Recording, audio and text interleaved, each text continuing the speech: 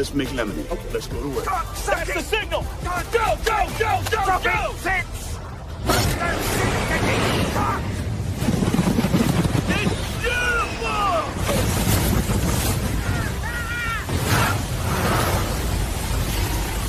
Mother Nature just pissed her pants, dude! Wake up and hit the ground running. It's The Rush, presented by Willis Auto, with Travis Justice and Ross Peterson bringing you raw, unfiltered, and unapologetic talk about sports, life, and everything else that matters. No filtered, no fluff, just The Rush. No filter, no fluff. It's just us. Travis Justice still in Italy. Justin Miller going to fill in for Travis all week long. Of course, we are powered by Willis Automotive, powering the Rush Radio. If you're in the market for a vehicle, this is where you start. New, used, or certified pre-owned, Willis Automotive has the selection, the people, and the service to make it easy. No pressure, no games, just a team that knows how to take care of you. Check them out online, willisauto.com. That's willisauto.com, and experience that difference. Justin Miller, good to see you again this morning, buddy. How are you? Doing really good. Yeah. Doing really good. Always happy to hop on. Late night. I didn't make it all the way through last night. I made it till probably about 3 or 4 minutes left when it was out of hand and faded off to sleep. I did. It was interesting as we were chatting before the show came on, though, because we're going to get to the game, but I do think last night, I mean, nightmare night for a lot of Iowa State fans. I think you experienced something last night that's very, very, very common for people. And I wonder if there's some sort of like a psychological phenomena that happened, because you've been very open and honest with us. You started a new job, and yet I didn't realize yesterday was actually day one of the new job. And I already messed up big time. Oh no, what'd you do? So the company, you knew me. I told you, don't tell people you know me. I thought with how many people you knew. Yeah. No one likes salary cut in half, no benefit. What happened? So the river is the company is Black River Summit Products. I've caught myself in the previous 2 weeks of telling people like, yeah, I work at Black River, but I've said Black Summit, or I'm sorry, Black River.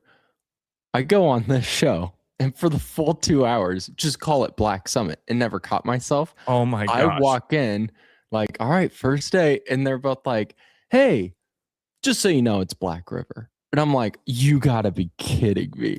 Already messed up.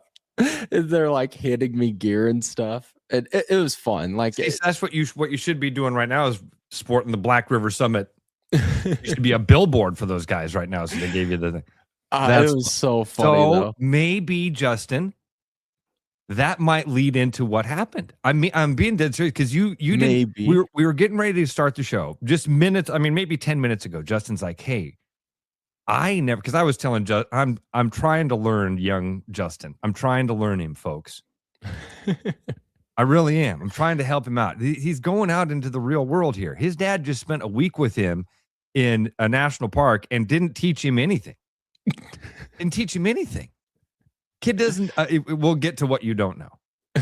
But Justin is like, hey man, I had something happen last night that I don't normally have happen. And he goes, I'm not sure I want to. And I said, should we talk about it? And he's like, well, can we talk about it beforehand? And you decide if we talk about it on the air. I'm like, what's up? He goes, I never remember my dreams, but last night I had a nightmare. Yeah. Now, before you explain the nightmare, I'm going to tell you, I think this is a phenomena that happens in our brain. But for me, because you and I are the same dude. Yeah. So I think maybe it's something about our personality type that leads into stuff like this, where every time I have started a new venture in my life, and I don't care if it was middle school, high school, if it was a new job, a nightmare was associated with that.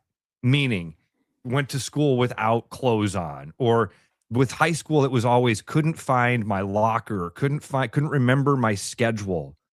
And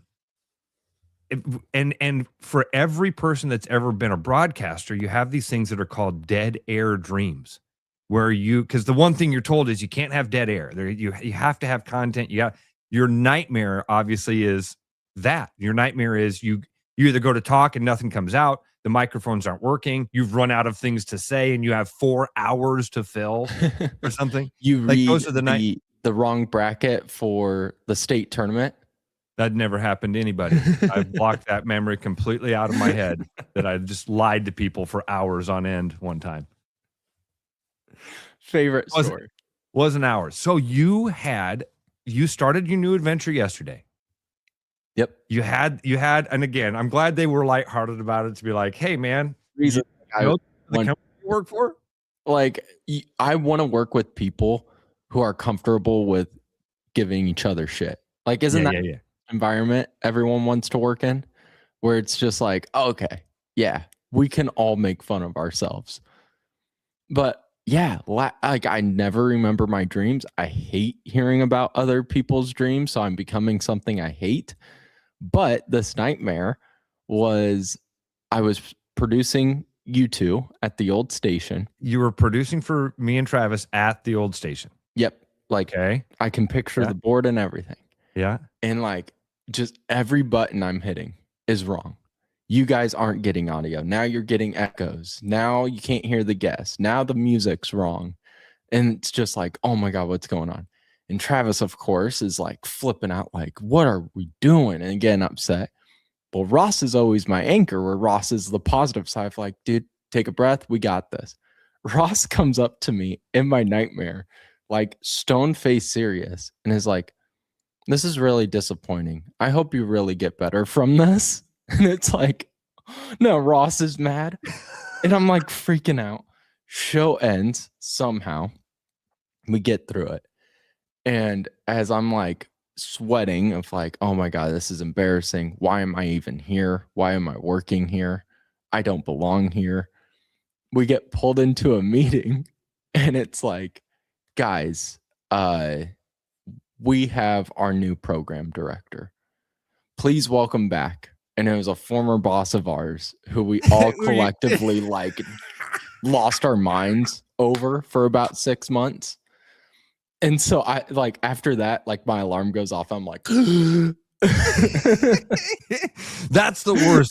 Is when those nightmares consume up until the alarm, or right. You know, I set my alarm for 5 o'clock. I normally wake up about 4:50. You know, my body just wakes up. Yeah. The worst is if you have a nightmare like that or one of those dreams and you wake up and it's still 2, you have the thing of like, all right, I still got a couple of hours here. I can get some actual sleep rather than have that go through my head all day. The worst is when they say that name and your alarm goes off and you wake up and you're like, I didn't even sleep. Oh, that's awful. And it's just like the whole time I'm brushing my teeth this morning, getting ready, it's all I was thinking about. Of like, I let Trav and Ross down. That's so funny. Oh, dreams are so weird, man. You and I. So here's the thing, Justin. You know, this is something where those stereotypes, because women always get picked on for like, you know, you'll hear stand-up comedians like, oh yeah, my wife will bring up a dream. I get accused of cheating on her in her dreams, right? Mm-hmm. I'm that guy. I have a dream about something. I'm like, I wake up and I go, that's my subconscious telling me that something's wrong. And really, it's just your brain messing with you. Which is messed up. Pete Holmes has this bit about when the aliens come and they start to ask us about what we do, there's going to be some hard things to explain. Eating is easy. Eating is, well, I need energy to keep this thing moving. And so I take food and I put that into my body. My body takes that food's energy, turns it into energy for my body. I go, oh, okay, we get that. Anything else? Yeah, once a day for about 8 hours, I got to completely shut it down. Completely shut it down. Just go to sleep. Wow. You just go to sleep? Yeah, but it's kind of cool because when I go to sleep, my brain plays little movies that I'm the star of.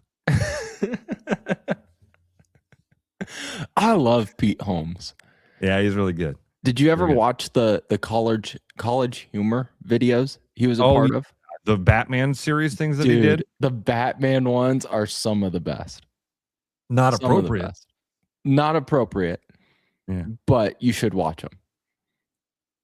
Nightmare night for Iowa State. Nightmare is a strong word. Things could be worse. You could be dealing with some major injuries. I mean, last night Lipsy obviously is not 100% and is showing some wear on an ankle there. But just a bad night.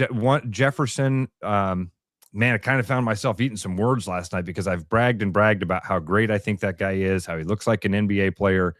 And I've thought that he was I don't think he is one of the cornerstones of one of the really good teams here at Iowa State. Losing that game last night in the fashion they did, which again is a part of it. It's not just losing.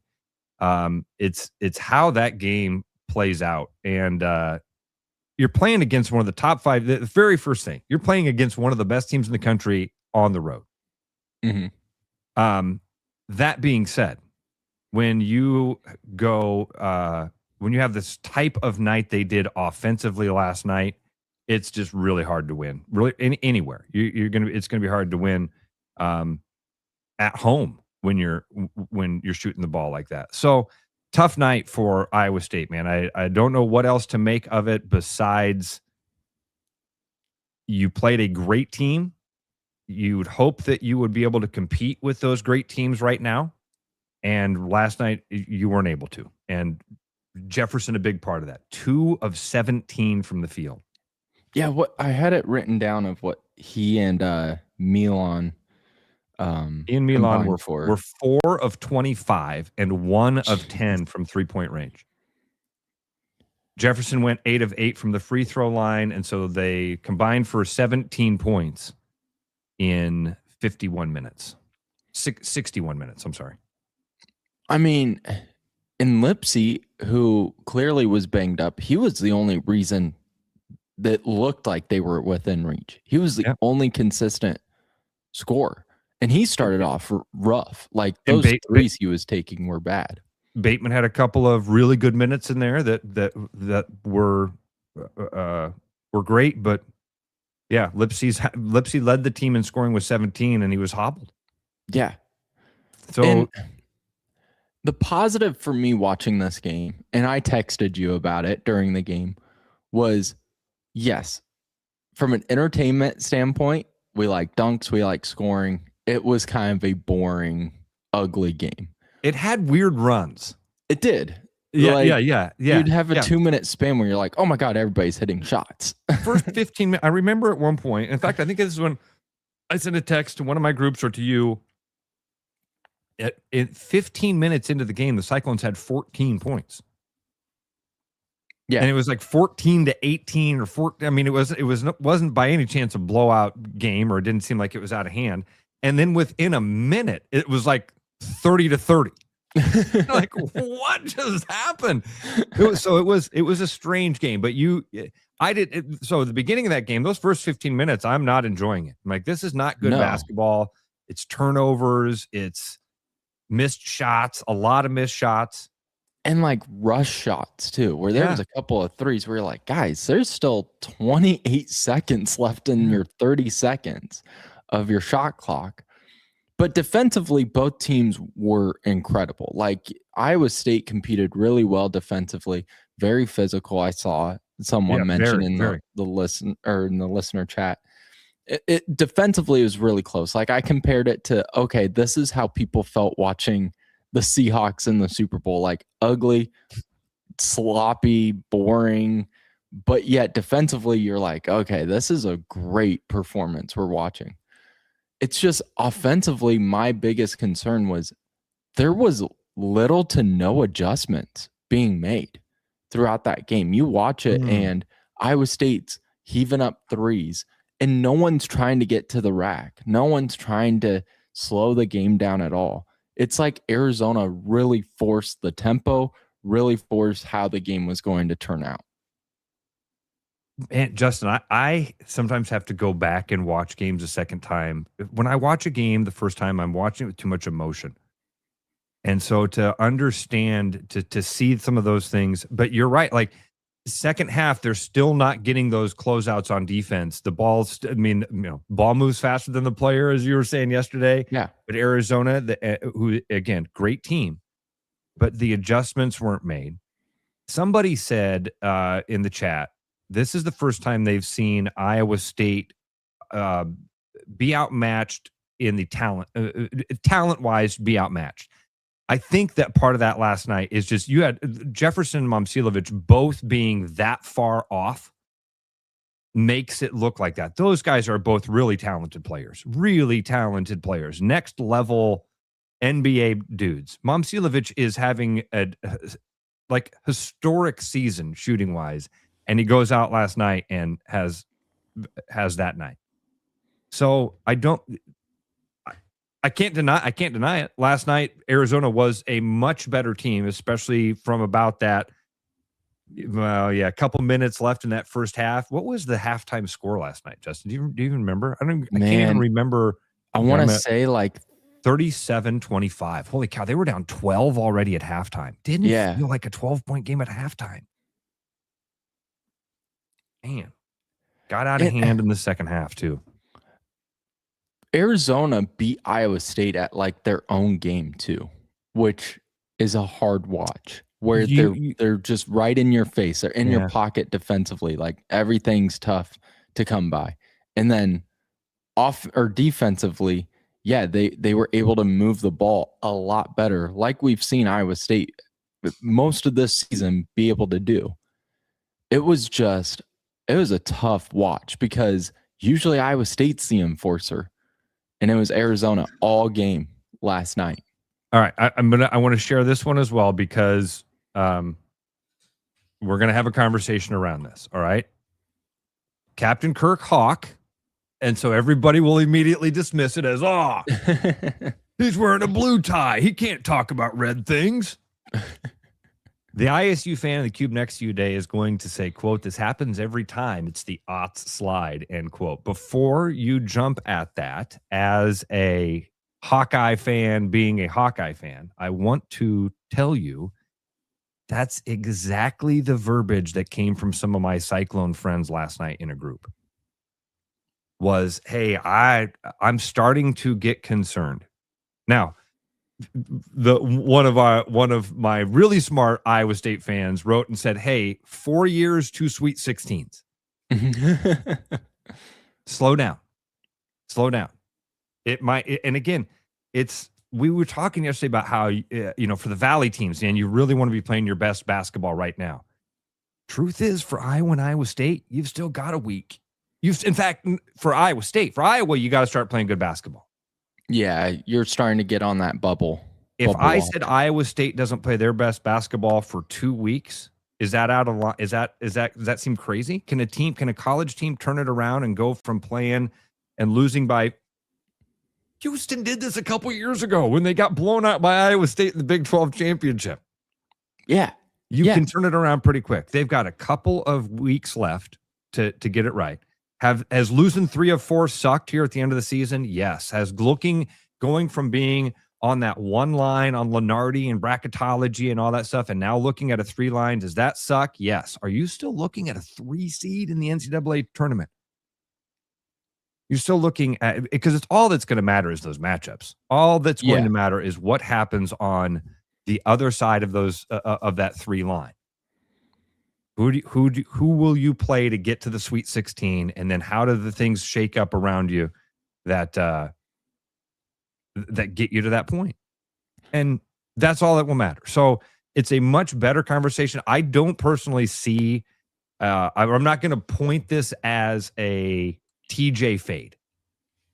I don't think that's it. But I'm a Hawkeye fan. I've had Cyclone fans say to me, "I'm starting to get concerned about this." And I do think Captain Kirk Hawk is right. When you get to the office today and you're standing around the water cooler or the lunchroom, you're having conversations about this, there is a possibility that one of your Iowa State fans who just watched his team lose by, 15 last night, is going to look at you and go, "I don't think this team's who I thought they were." Yeah, because you thought they were a 1 seed. I thought they were one of those elite teams. One of those 4, 5, 6, 7 teams that were elite. Losing 3 of 4, you have to look at it and go, okay, well, when they're playing really good, they're in that elite group. When they're not playing well, they're 15 points worse than those. And I think everyone would be okay with your favorite team playing their best basketball the start of March Madness. Doesn't every team want that? So I had the same thought too of Ross of like, I'm not too concerned. Does it suck? Absolutely. Is it a hard watch? Yes, it is. But Iowa State, you don't want to be playing your absolute best in November, in February, in the early part of March. You want to be playing your best in March Madness. Now, that being said, to give yourself confidence to play at that level, you do have to stack together wins. You can't be losing 3 of your last 4 because the confidence level of the players go down. The fans go way down. And so it's all about emotion and confidence and feel and connect, how the team connects. And if you're losing games, all that's hanging in balance right before the biggest stretch of the year. So do you think, and again, this is Cy Hawk, I won't put any, I don't want to assume any motive on that. He says team peaked weeks ago. Team peaked weeks ago with that win over Kansas when they beat Kansas and Houston. And then after those 2 games, you've lost 3 or 4 since then. Your win was at Utah. But I don't think they peaked, because who's to say now that they can't replicate that? Like Otzelberger is a fantastic coach. Yes, first and foremost, can't deny that. Justin, and here's the other thing, like, it's so hard. This doesn't matter. TJ Otzelberger's, whether or not he's going to be considered a good coach, last night had nothing to do with that. In 3 weeks, the games will matter. In 3 weeks, because somebody wrote in and said they're going to be a one and done. I think it was a Hawkeye fan. Oh, it was Ryan, our concrete laying buddy. Because I wanted to ask Ryan. He said Ryan was writing earlier that he lays concrete, pours concrete. And he said he has the same work nightmares. And I was trying to remember when I poured concrete, what my work nightmares were with pouring concrete. I mean, the nightmare with pouring concrete was, I remember the line was always hurry up and wait, because you had to wait for the concrete truck. So there'd be times you'd get to the job site, you'd form up all the concrete, truck might be there at 9 a.m. So you're ready to go at 8:30, right? Mm-hmm. Well, if the truck doesn't show up till 9:30 or 10, that's 90 minutes of sitting under a tree. So you're like lazy, and all of a sudden in the distance you hear this. And the job foreman, in my case, it was my dad. Mud's coming, truck, get up. Then it was go like hell for the next couple of hours. But I don't remember my nightmares with it. You don't have that truck sound to wake you up in the morning? No, I miss my time doing construction, kind of weird way. The TJ thing, sorry, the guy, squirrel. It's all going to matter in March. It's all that matters is the March. You've built the resume, you've got the team where they are, and I don't know that there's a whole lot of movement left. I mean, you got Arizona State here to wrap things up on Sunday, right? That right? No, they host Arizona State on Saturday at 1:00.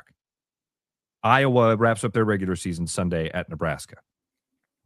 So then you get to the Big 12 tournament. Even if you go nuts in the Big 12 tournament, I don't think that's going to push you back up to a 1 line. Might put you onto the 2. I don't know. Either way, you're just positioning yourself, and then all the chips are going to fall into that March bracket, and that's what's really going to matter, those matchups. And if he can get back to the Sweet 16,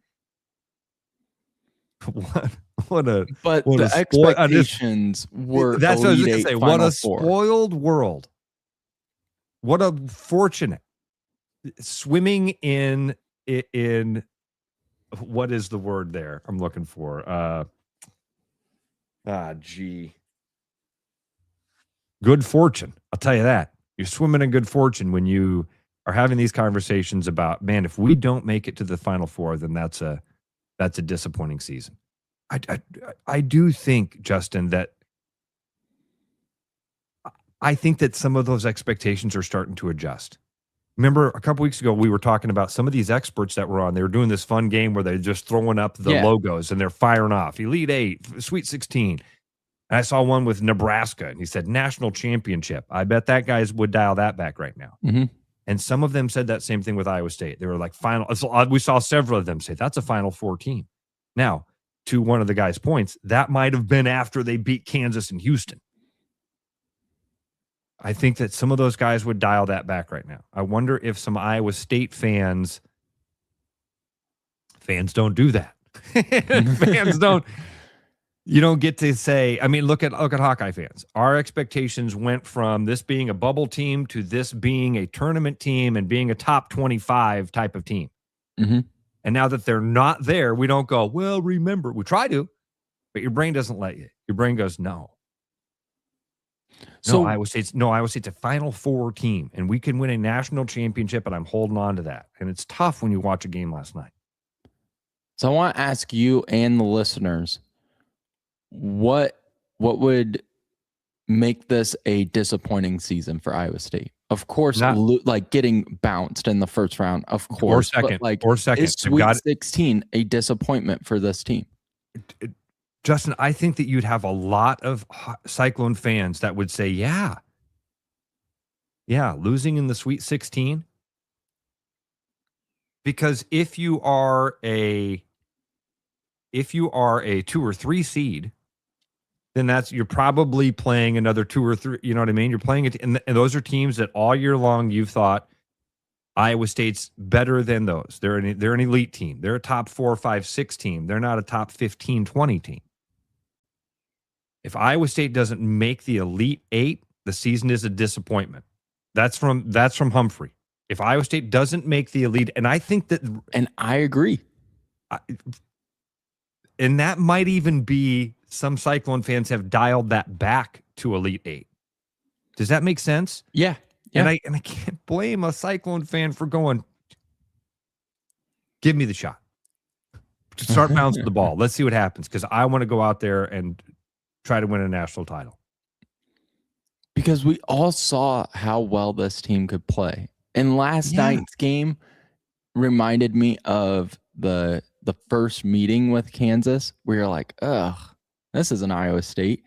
But it's really concerning when we're in March and you have a game like that against a team that you should be in the same category with. So, yeah, I'm with you, where I think it's Elite 8 or bust. I know they lost last night. Jason writes in, TJ is not a good coach. Yeah, he is. He's fantastic. He's a fantastic coach. He's a fantastic recruiter, talent evaluator. He's brought. Yeah, he sucks. You know what? Let's bring him back. Let's have him and Hendo, team back up again at Drake. He's just a bad coach. Actually, yeah, Iowa State probably should just get rid of him. It's funny. Look at the chat where you have one guy say TJ is not a good coach, but then another guy be like, Altenberg to Kentucky? Yeah, right. Kentucky's probably going to throw millions of dollars at a bad coach. Yeah. TJ is a very good coach. And there's no debate about that in my mind. And Iowa would be like, look at the conversation we're having here. Look at the conversation we're having around this team. Being a 2 or 3 seed, perennial, going to another Sweet 16.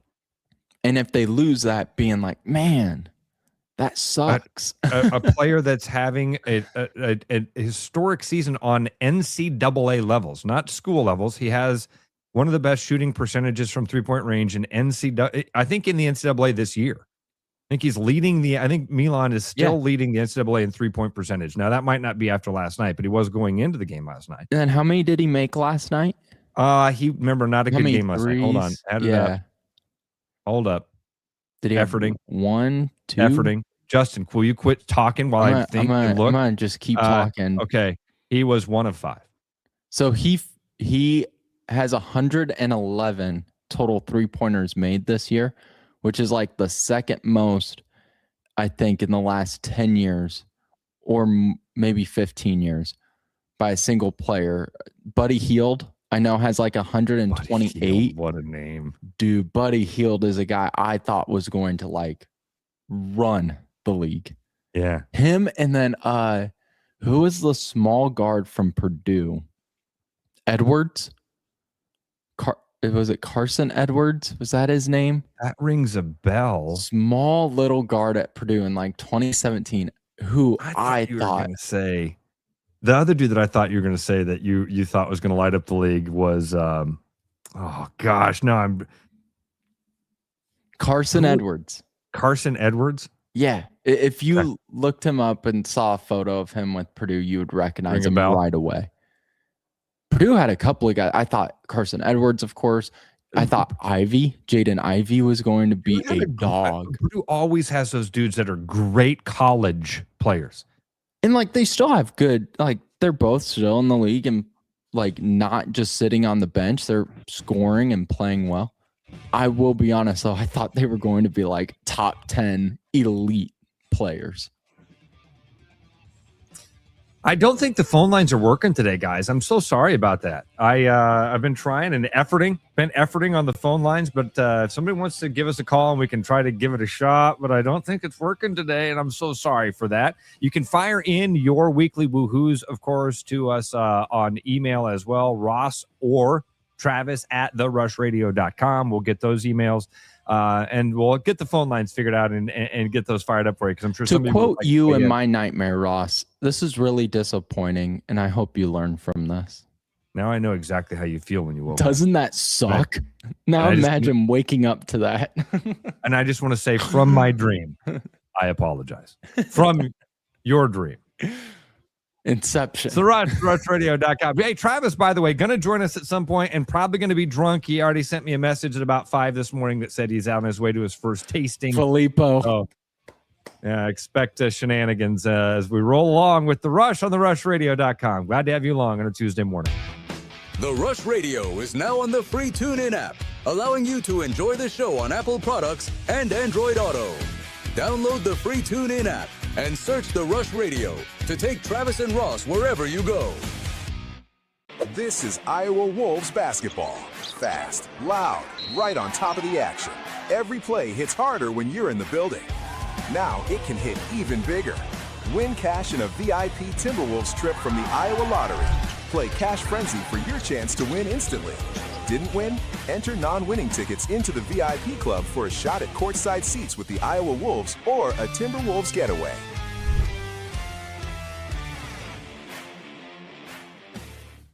When you work with a company like Mr. Electric that goes above and beyond and makes the customer their priority, that is just a real joy to encounter these days. It was a fairly complicated project and it was intimidating. They made it look so easy, and they were very professional, very clean folks. They thoroughly explain what they're going to do. It's clear that they're experienced and that they know what they're doing. Having professionals out there that can do that for me, that gives me a lot of peace of mind. Keep your edge with Body Armor Sports Drink. Bold flavors, electrolytes, and hydration that goes the distance. Grab Body Armor before the grind, during the game, and after the win. Body Armor Sports Drink. Hydration that's real and better for you. Pick up Body Armor Sports Drink on your next grocery store run or convenience store trip. With over 260 beers on tap, El Bait Shop isn't just another craft beer bar. It's the best. Beer lovers know El Bait Shop, 200 Southwest 2nd, Des Moines. There's a new spin on casual dining near Drake University. Lucky Horse Beer and Burgers. Craveable faves, flatbreads, delicious burgers, frozen cocktails, and a crazy cool vibe. Get to Lucky Horse Beer and Burgers today. My name's Gary Prosnell, and I'm a residential home mortgage banker for Northwest Bank in Des Moines Metro Market. I've been financing people's homes for over 25 years, and I'm an expert in financing VA loans, FHA loans, IFA loans, and new construction homes. This is my cat, Norm. Norm knows basketball, but he doesn't know mortgage. And that's where I come in. There are a lot of Tom, Dick, and Norms out there doing loans. So don't just trust anyone with your home loan. I'm your local, trusted, experienced expert.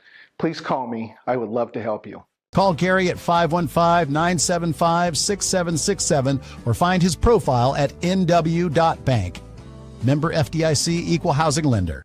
Hey, I'm John Linares with Willis Lexus, and it's February, and you know what that means, Valentine's Day. If you're looking for that special gift, we've got some options. We've got 0% for up to 72 months on RZ and $2,000 off.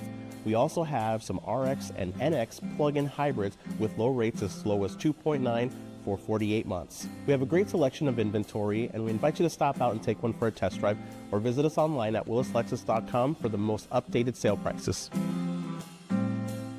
Hi, it's Noel. If you're thinking about popping the question, start with a jeweler you can trust. At Fiscus Jewelers, we offer the largest inventory in Ankeny, featuring stunning engagement rings and rare and forever natural diamonds, pre-screened with advanced technology. If you don't see exactly what you're looking for, we'll custom design it together, and our CAD drawings are always free. And when it's time to say I do, don't forget the guys. We offer the largest selection of men's wedding bands around. Fiscus Jewelers, your jeweler for life. Back to the rush. Strong opinions, weak filters, and just enough sense to stay on the air. It's the Rush Radio Show, powered by Willis Automotive. Some Cyclone fans might need the perfect bottle right now. Of course, head to Central City Liquors in Des Moines. Over 150 single malts, 50-plus bourbons, and hundreds of vodkas. They've got something for every taste. Central City Liquors, your spirit's destination. Speaking of spirit destinations, couldn't be a better segue. The man's timing never misses. From the rolling hills of Italy, our world traveler, Travis Justice. Do you feel like Brooks Reynolds? No, I could never feel like Brooks Reynolds. I mean, that would be impossible. I mean, that guy has more miles on me than I'll ever have. I mean, he looks younger than I do, and he's got more miles than me in many ways. But not yet do I feel like Brooks Reynolds. I will tell you this: both of you are looking better in your old age. As you guys are aging like a fine wine, man. I'm the exact opposite. I'm aging like a catcher's mitt. You're aging like. I want to show you this. I'm getting ready to have lunch. Look at my lunch table there. Oh, look at this, guys. That was the Anjanette in the background too there, right? Yeah, there's my... Hey, Anjanette! All right. So does she put together your outfits, Trav? Because you always look really fancy in Italy. Like, you always look good. The answer is yes. My wife dresses me because if I dressed myself, it would be mesh gym shorts, a t-shirt, and flip-flops. So she sent me a photo, Travis, of you this morning, or I think you sent it to me on WhatsApp actually, but she took it obviously. It is funny because most people, like when I was in Europe, it's very obvious who the Americans are. Very obvious. There is something, just the way we dress. We usually have a brand logo on our shirt. It's funny. I was in a piazza yesterday, and there's a guy with a Purdue quarter zip, mesh gym shorts, and flip flops. I'm like, can you just say you're an American without doing anything? Yeah. There's one giveaway is college sports gear. If you're a college, like that's just something that, and the other one is we're big people. True. Yeah. We're fat. We're fat. But there's something about the style, Travis, very much fits in. He's wearing the Merce today. He's got the man purse on. See, look at that. I mean, it's called a satchel. Even Indiana Jones had one. The joke is if I'm going to wear it when I get back to the States, and I keep saying I'm going to, I probably won't, but I'm just telling everybody that I will. So what's in it? So I have my phone when I'm not holding it. My billfold's in there. Because when you walk around the city, you do want to worry about pickpockets. So there, it's just all right there. I put my billfold, I put my phone and passport and all sorts of stuff in there. I was going to say, if only your pants had pockets, but now that makes sense. You are in a much more dangerous place. It's not dangerous. Yeah, I mean, you're a different. Yeah, but you're pickpocketers in America though. In Omaha, maybe New York, maybe L.A. Not Omaha, not Des Moines. Omaha, plain sight. Yeah, but on a grading of 100, 50-50, 60-40? Are you doing it for safety or style? Style, 100%. Okay, all right. It's nothing but style. Nothing but style. You guys want to see this view? Seems like you're in a pretty safe space. Did you just? What was that? Was that like an? I almost fell. Here. I'll show you my view here. Oh my God! So, Trav, I bet a sunset would look like just any other sunset. Just any other sunset right there. Yeah, just another sunset. It's just another hill, Travis. That's all that is. What did you just show us? Grass? You want to see? No, it's olive trees and vineyards. Vineyards. Where exactly are you right now? I'm literally in San Gimignano. So it's the Tuscan Manhattan. That's because they have towers here which are still occupied by people, and it's they would be considered high rises. I'd say probably 8 to 10 stories high. Okay. When you said towers still occupied by people, my brain went prisoners, kings, no. And then finally it was like, oh no, they're just apartments. Yeah, apartments. Yes, Okay, still people that live there. All right, I'm sorry. Sometimes I'm a little bit stupid. You're not stupid. You're a smart guy. Well, one of the smartest men I know. You say that often. Not good enough. So you did pay me a compliment this morning, so I appreciate that. What was the compliment I paid you this morning? Just about how I run the show. You said I'm much better at this than you. I can't get the call-in studio thing set up. Gosh, I don't know what it's got to be something with my board today because it's dialing in on the phone. It's not the call-in studio software. It's something not getting through my Rodecaster. So anyway. Is it your Bluetooth? Is your Bluetooth on?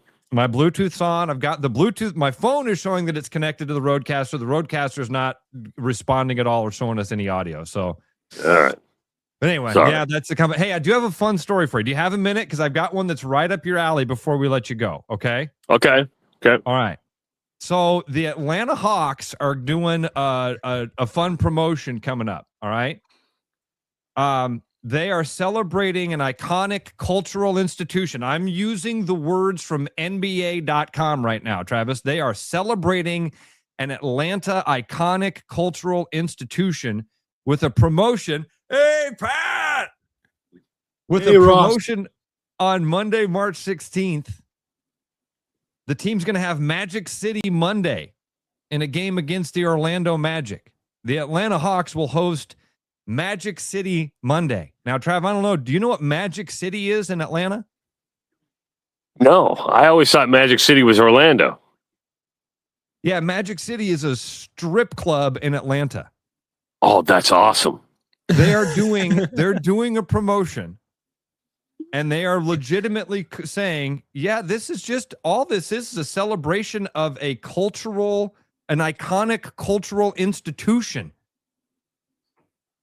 What a like Chico's bail bonds. Yeah, and dude, you're telling me Big Earl's isn't an iconic cultural institution in Des Moines? Beach Girls. So maybe the Iowa Wolves should have Big Earl's night. I think that maybe the Bucks, maybe the Des Moines Buccaneers. Okay, Big Earl's night, man, that would be Big Earl's night at the Bucks. I mean, I guess there's some alliteration there. If the NBA is doing it, why couldn't the G League? I guess it seems more G League-ish. I mean, that's like a Flint Tropics type thing, right? I was gonna say when I saw this, that was the first thing that came to my mind too. Was this they missed this opportunity in semi-pro that to have a nightly promotion with the local strip club? Is it Tin Cup that is sponsored by the strip club in that movie too? There's a couple. I didn't look into this enough. What kind of bobblehead are they going to give away that night? It's not the head that bobbles. Yeah, it's bobble boobies. Bobble boobies. What a great idea. What a great idea. Or idea, guys. You could have the ass shake too. You can get one or the other, or it's maybe that's what you do. This is why you set it up for 2 nights a year, or have another night. Collect the whole series. I thought you'd enjoy that. The halftime show would be awesome. That's too. Perfect. Yeah, perfect. The halftime show. Ladies and gentlemen, before the halftime entertainment comes onto the court, we'd ask all minors to please. As we're bringing out the poles, portable stripper poles at halftime. I like the idea. It's anything to generate revenue. It's all about revenue. I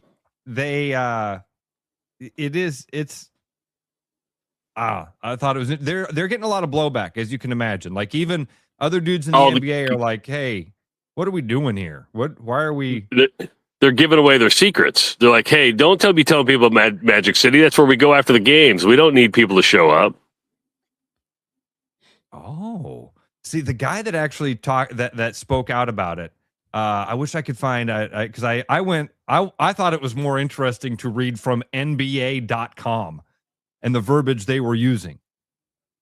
But the how I found this article was actually one of the guys that's in the league that like played at Yale, or he was an Ivy Leaguer. I remember that. This feels like Slapshot, and we've even got a college graduate. Oh man! All right, we're gonna have lunch, dude. Hey, have fun, buddy. Yeah, you enjoy said your this vacation. is the first of many wine tastings today? This is our second wine tasting, and this is our driver, Anna. You guys have met Anna before. Hey, Anna, what's up? Good to see you again. Take care. You too. You have to visit. You have to bring them here. Yeah, I could. You want to go there? Yes. Yeah, we've said many times we want to go there. Yeah. Exactly. I don't know why it's not bringing you here. I don't know what is wrong with this guy. Yeah, I do. Have you met Pat? We're not Pat. That's true. But Pat can afford it. That's true. Love you, buddy. All right, boys. I'll see you tomorrow. All right, later. Rev writes in, she's a baddie.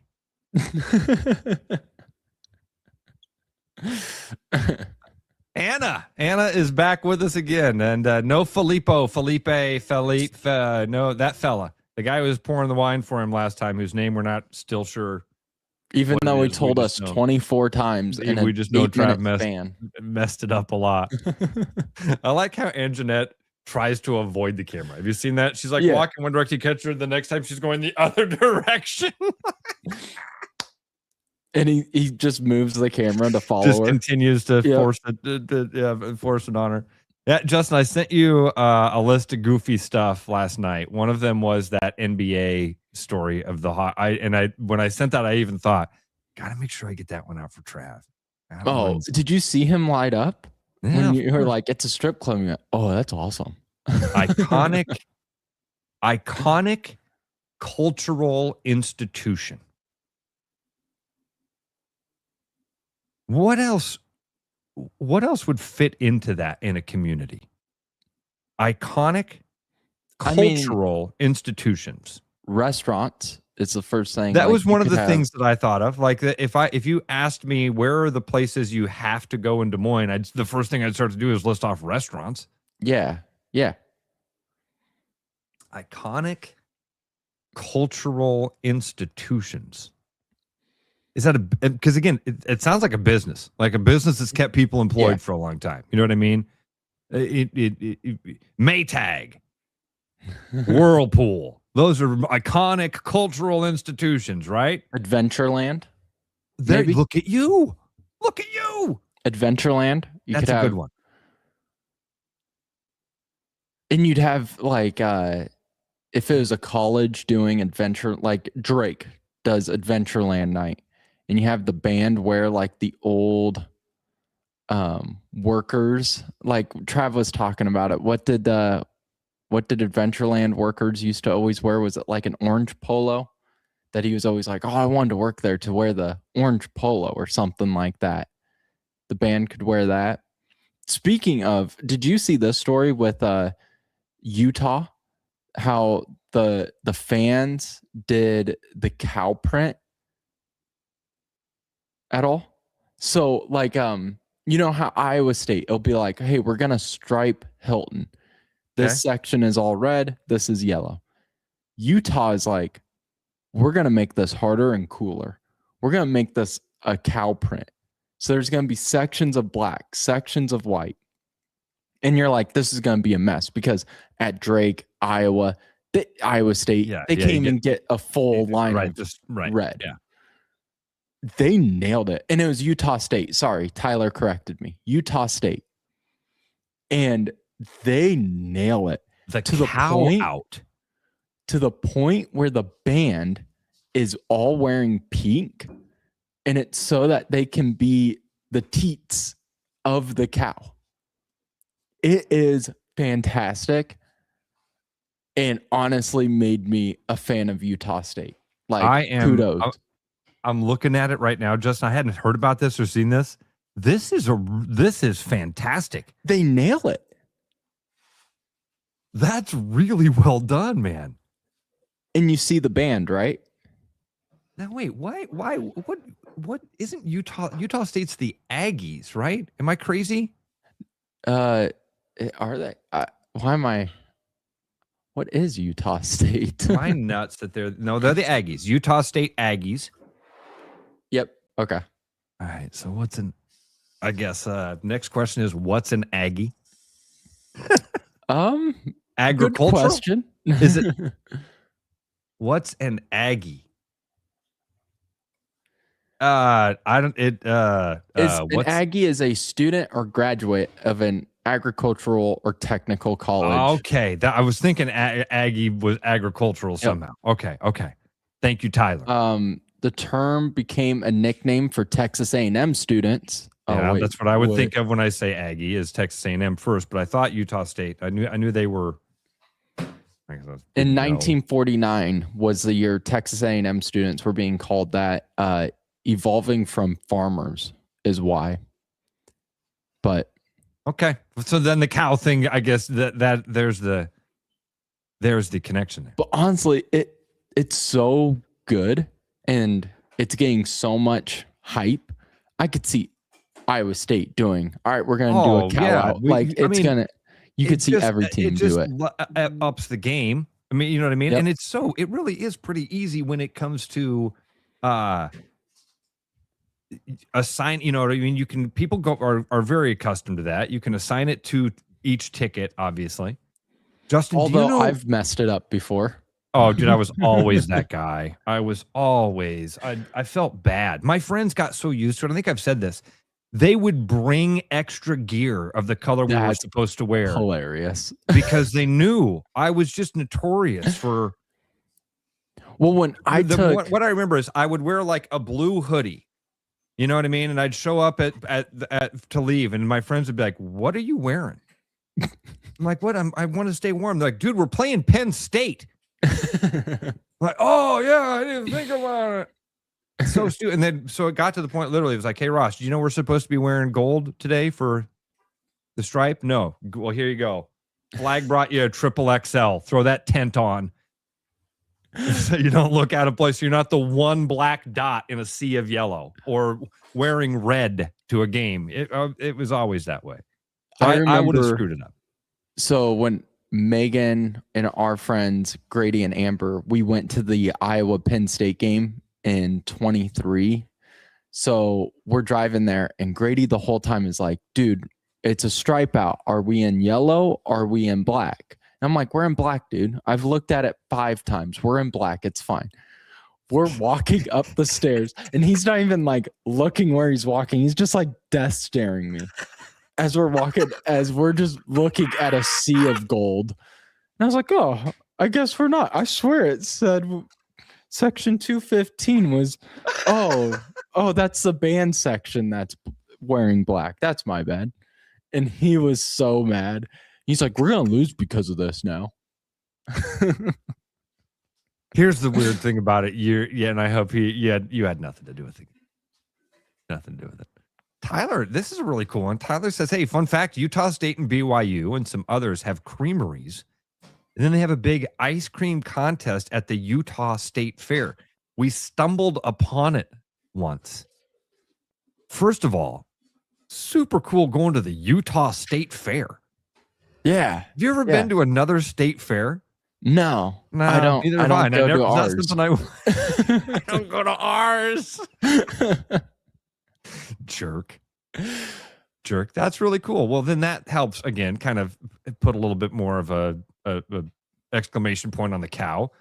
And then Ian, thank you, Ian, for doing a little. I hadn't even heard about this, but Utah State apparently made this very easy. They put the shirts on the seats prior to the game.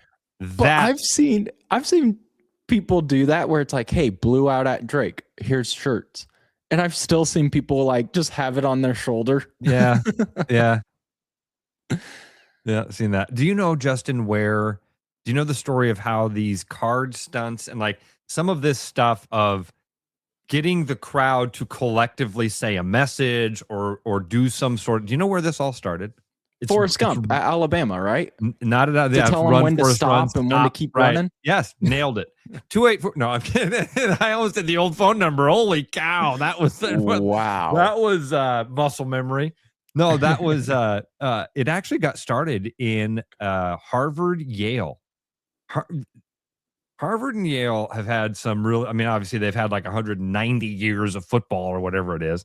They have had some really cool stuff. And one of the very first things that happened was at a game, I believe, in like the late 60s, early 70s. I'm going to probably screw this up, but on the Harvard side, all of a sudden, some students started to show up and hand out cards. And they said, hey, everybody, we've got this. We're the cheerleading squad. We're part of the pep squad.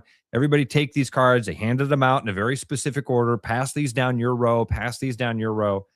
And at halftime, when the band comes out, everybody hold your card up, and we're going to take a photo from the other side, and it's gonna spell out a message. And so all the Harvard students and fans hold their cards, and the halftime show starts, and they hold their signs up, and the Harvard fans spell out "Harvard sucks." Yale students had gone over and pulled off this prank. Yale students went over, handed out all the cards, had set it all up, and said, here's this fun thing that we're going to do for Harvard, but then went on the other side and shot a photo of them saying Harvard sucks. MIT gets involved with it. Like MIT is also like, hey, we don't have football, but we're a really smart school too. So they've done stuff like they launched a weather balloon from under the 50-yard line.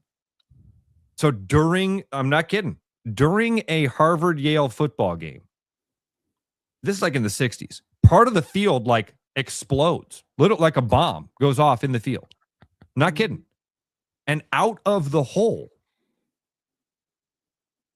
a black balloon starts to inflate out of the hole, and it says MIT on it, and it lifts out of the ground. And literally, they launched a weather balloon or like a balloon out of the field. Man, it takes a different level of commitment and talent and process, like thinking of it, to pull off that kind of troll job. Good on them. Irish, thank you so much for this. I knew I was kind of pulling. I hope I got the rest of those details. Again, pretty vague with the specifics on that, if you're recalling that to your friends. But the card said "we suck" instead of "Harvard sucks." It said "we suck." And that was so like the good. beginning of it. And then, of course, people were like, "Oh, you could actually do fun with that." Yeah. I've been a part of several of those at the Hawkeyes. Like the one I remember was in fact, I swear I've got a photo of that somewhere. The one I have where everybody did, and it turned the stadium into a big American flag. Oh, that's pretty cool. It was neat. It was really cool. And each card then had a little view slot cut in it, Justin. So as you held it over your head, you could see what it looked like. That was pretty cool. That is cool. Yeah. This whole time I've been thinking this Harvard Yale thing was like in the 60s and 70s. Dude, it was 2004. No, it was not. And also, I didn't see this first, but Irish Hawkeye said it was 2004 as well. I didn't see that first, but thank you, Irish. No, it was not. 2004?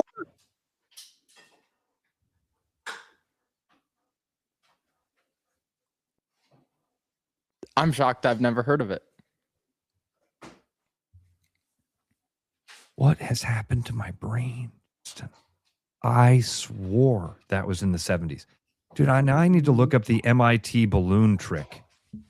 And if that was even real, since you just keep lying to us. That's even real, right? But I did have it right about in 2004. It says Yale students pulled off a legendary prank at the Harvard-Yale football game, tricking 1,800 Harvard fans into holding up placards that spelled "We suck" instead of "Go Harvard." The pranksters posted on the Harvard posed as the Harvard Pep Squad. So I had I had all those details right, but except for I was 40 years off. The MIT thing is real. Happened in 1982. Justin, I lost you again. We need to go to break. Here's what we're gonna do. Here's the good news. We're going to break. That's it. That's it. It's top of the hour anyway. I'm late doing that. I just realized that we were supposed to go to the break several minutes ago. Travis is probably in Omaha or in Italy, just pulling his hair out. Oh no, he's not.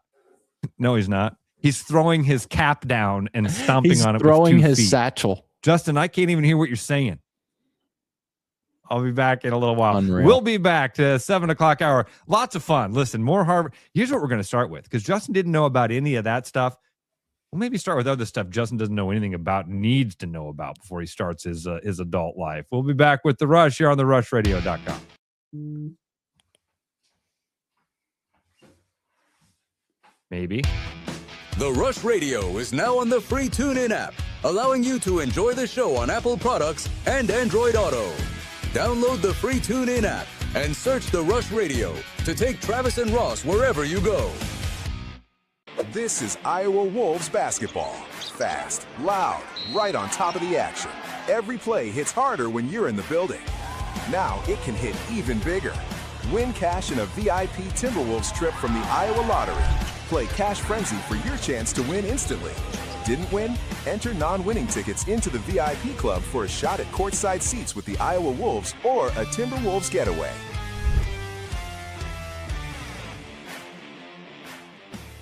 At Iowa Floor Covering, we believe great floors start with great service. Whether you're looking for a plush carpet, durable LVP, timeless hardwood, stylish laminate, or beautiful tile, including custom tile showers, we'll help you find the perfect fit.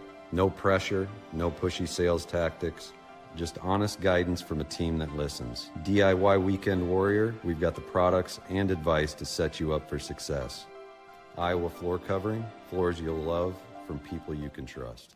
More Iowa in the Iowa Tap Room than you may realize. Housed in a building nearly as old as Iowa itself, the Iowa Tap Room greets you with a harvest of 120 Iowa craft beers on tap from all corners of the state. And the food doesn't get much more Iowa than this. The Iowa Tap Room, all Iowa beer, one amazing place.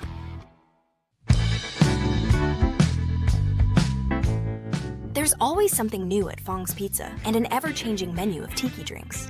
Or try our new noodle dishes alongside your favorite slice. It's all happening at the new Fong's in the East Village.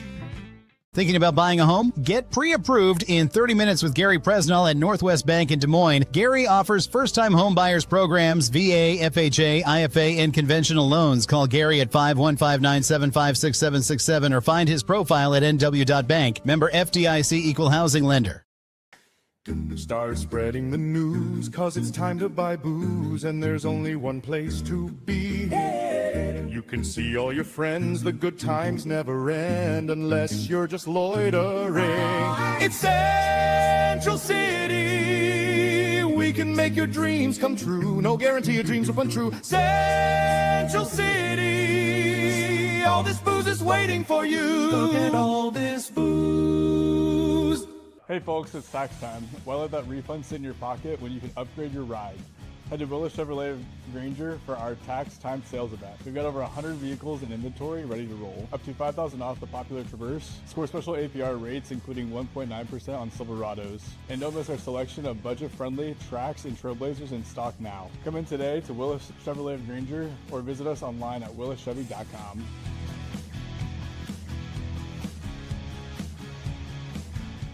The following advertisement is for people who like to save money. Do you or a loved one suffer from chronic overspending, getting less but paying more? Then you may have a case of big HVAC. Now is the time to try Priority One. We set our own prices, which means you pay for what you need, not for anything else. And if you need a heating service or new furnace, now is the time to try Priority One. Side effects of Priority One include increased happiness, extra peace of mind, and bonus cash for whatever you want. Please use responsibly. Game on, keep your edge with Body Armor Sports Drink. Bold flavors, electrolytes, and hydration that goes the distance. Grab Body Armor before the grind, during the game, and after the win. Body Armor Sports Drink. Hydration that's real and better for you. Pick up Body Armor Sports Drink on your next grocery store run or convenience store trip. Like a rash you thought was gone. Travis and Ross aren't contagious, but they are addictive. It's the Rush Radio Show, powered by Willis Automotive. If you're listening to the Rush Radio right now, you're, better than me, apparently, sometimes. Justin, do I have you again? No, I don't.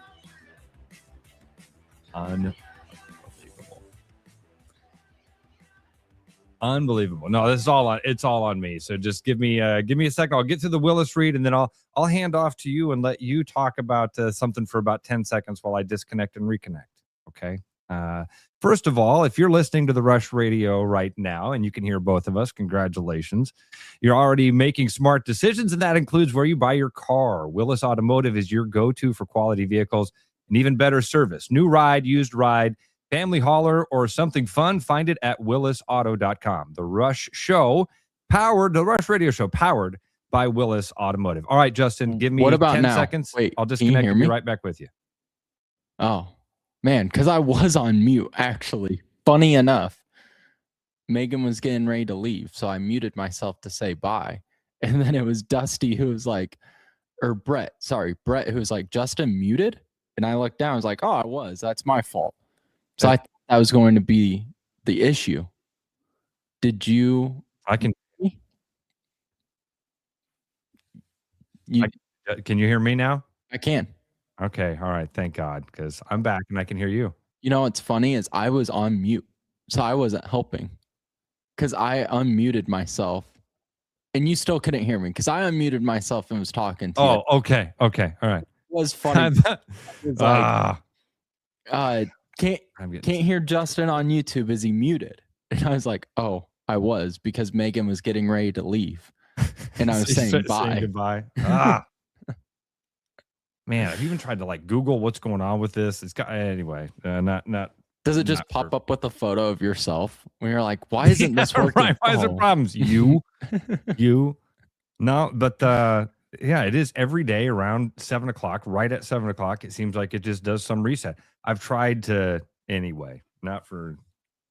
Thanks for joining us. We appreciate you guys sticking with us through all the shenanigans and nonsense. So glad to have you along. Phone line isn't working either this morning, so the call-in studio is out. So we apologize for that. But if you want to send us in some of your weekly woohoos, and a big thanks to the Iowa Lottery, still giving away a $90 prize package for that weekly woohoo, and you can do that at either Ross or Travis at therushradio.com and submit those. That's actually where our winner from last week came in, was from an email submission, and I think we got that prize package off. I saw Travis was still was getting all of that together. So apologize again. It does. I agree. Somebody wrote, this is like amateur. Feels like it some days. Well, and also it is Ross and I hosting together, so kind of is. It's what makes it fun. Well, oh, Rob makes a good point. This weekend is the end of daylight savings time. I wonder if next week, if it'll be 8 o'clock. Right at the end of the show, I'll lose my audio. That'd be ideal. That would be funny if StreamYard reboots and they're like, oh, let's make sure it's still 7. Yeah, right. Justin, I was telling you about during the Iowa State game last night. In one of my text groups, got a good group of Hawkeyes and good group of Cyclones, and they were kind of going back and forth about what that loss was meaning for Iowa State. And we had a good discussion with that at the 6 o'clock hour for maybe that first half hour or so, if you want to go back and listen to the podcast. One of the other things that happened in the group yesterday that kind of got some blood pumping was David Montgomery traded to the Texans. This is like the 19th Cyclone or something like that. Yeah, the Houston Cyclones at this point. Right. I saw a lot of that, the Houston Cyclones. But the funny thing to me was one of my buddies that still plays video games was like, Man, this makes Madden really easy because now all I have to do is trade Stroud for Purdy, and I have the entire, almost all of the NFL Cyclones on the Texans. I like David Montgomery. I've never met anybody that, I mean, he always seems like a fun guy and a good guy and a very talented running back. It's almost a shame, man, that his career has happened in this era when running backs are a dime a dozen. They don't get those life-changing, unless you're Derrick Henry, you're probably not going to have a 10-year career or 15-year career in the league. David Montgomery's he has exceeded all of those averages and norms and expectations. I loved him with the Bears. I thought he was really good with the Lions. I think he'll be really good with the Texans. There's a rumor that Seattle was going to trade for him. Now, of course, I'm wanting the Super Bowl MVP and Kenneth Walker to return, but the rumor was if they weren't going to keep him, they were going to go after Montgomery, and that was a name I was sitting there like, I don't hate that name. I've enjoyed watching him with Iowa State and have always kind of had an eye on him, even though he doesn't play for my favorite team. So I think it's a good move. The biggest thing Houston needs is Stroud to stop turning the ball over 24 times a game. But maybe this takes a little weight off his shoulders where you have a strong running back, because I can't even remember who the running back is from last year. It was a veteran, I know. It was an older player. Wow. Who was the Texans running back? Researching. Yeah, efforting. Efforting. And I'm afraid when I Google Nick Chubb. No. Yeah, that's what it pops up Was for it me. Nick Nick Chubb last Chubb year? and Damon Pierce. Okay. For Yeah, so now they 2025. will have, and Montgomery joins a running back room that has Woody Marks, Damon Pierce, British Brooks. Who's British Brooks? That's anyway. Probably played for Alabama. I don't know. It also pops up with Joe Mixon too. That was the name I was thinking of earlier too. Okay, all right. Joe Mixon, another veteran. Cyclone says the Bears regret losing Montgomery. Is that because they have? He's been really good. That's what I was. I mean, yeah, and he's been really good for you. So I can't say that they regret losing him, but interesting guy to follow because of that. He's been productive. I don't think he was quite utilized as well with Chicago as he should have been. But they had Field, so they were trying to get him going too. So it was just it was a weird dynamic. Those two, I think, could have performed well with each other, but it was just staff fit, the timing. Thought he fit perfectly in Campbell's system with the Lions, though. Yeah, he seemed to, just a great fit not only for that team. So Houston now, how many Cyclones do they have on their team? I mean, they have 3 wide receivers. 3 wide receivers, a running back. Is that it? Just the 4 of them? No, they got a couple of defensive players too. Do they really? Yeah. I know what that's about. I want to find the real number though. Wonder what is there a connection there that I'm not aware of? I mean, is there something that, because even with the Hawkeyes, like that the Colts for a while had a couple of different Hawkeyes. Is there some connection that somebody in that locker room had? And Nicholas says it's just the 4. Because you got Higgins, you have Hutchinson, Knoll, the wide receivers, of course. I'm on Iowa State's page, just scrolling down, which kudos to Iowa State, because as a kid, did not have a lot of Cyclones in the NFL. And now this being a page that you have to scroll, that's a credit to what they're doing. Honestly, though. That's a good point. Things are so different, Justin, than they were. So different. Yeah, they only have the 4 listed, so. Okay. All right. Did you see? I sent you yesterday, but we never got to it. Yesterday was the. And in fact, I think yesterday it was yesterday. So Sunday was the 64th anniversary of when Wilt Chamberlain scored 100 points in a game. Asterisk. What do you mean asterisk? Come on, you're the conspiracy nut. You don't think do you buy that Wilt Chamberlain scored 100? Oh, come on. Now you're trying to say that this conspiracy there's theory. No videos. There's no pictures of that game. Mm-hmm. And if like Wilt Chamberlain, that dude should have been putting up 100 every night. I mean, yeah. Have you ever looked at his box scores from around then? Yeah. Yeah. He was putting up 60 or 70. Yeah. And then one night he had, so only once? Only once. Do you know why? Because his other teammates were like, hey, Will, I'm open. Well, there was something about that matchup that particular night that led to it as well. But something more extraordinary happened around, and I've shared this story, so I apologize if this is a broken record for a lot of you. But there is seriously a reason why he had such an amazing year that one particular year and had 100 points. It's because he changed the way he shot free throws. Wilt Chamberlain was notoriously one of the worst free throw shooters of all time. This is for big guys. Like Shaq was always known as a big guys.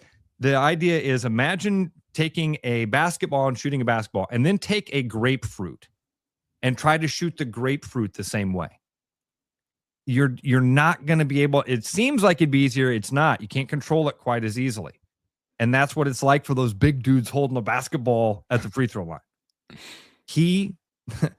That particular year, Wilt Chamberlain shot free throws, what we call granny style.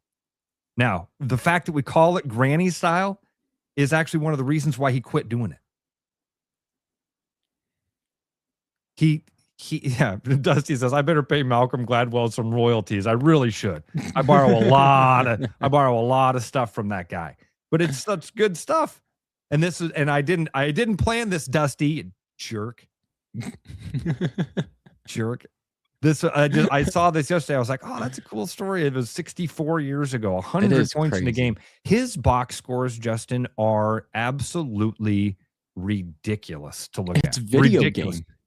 And so, like the night that he scored 100 points, you got to remember there was an arena full of people, gymnasium full of people.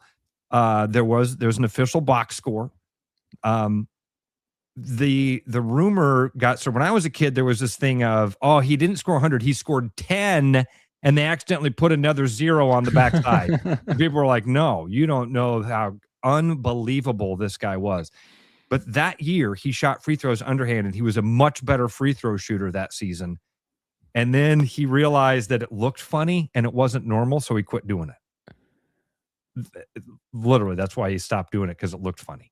Even though it worked a lot better. Makes sense. We've all stopped things. If you look at, Justin, like the number of games that he had where he didn't score 10 points, he has like 10 games in his life where he didn't score 10 points.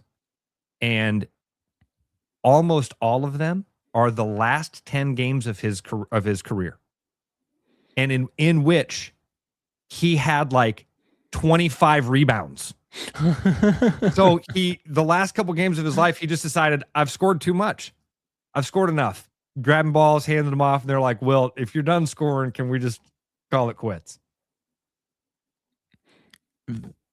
I'm looking at the box score. It's just nuts. Go ahead, read through it. 100 points, 36 of 63, 28 of 32 at the free throw line, 25 rebounds, 48. 28 of 32 from the free throw. I couldn't go 28 of 32 from my driveway layup line. I'm not kidding you. In the first quarter, he had 23 points. By halftime, he had 41. Third quarter, he had 28 points. Fourth quarter, 31 points. Yeah. So in the fourth, and again, look at how many, you said he had 60, how many shots? 63. Yeah. Went 36 of 63. All right. So let me tie Malcolm Gladwell and a couple of our comments together here with this story.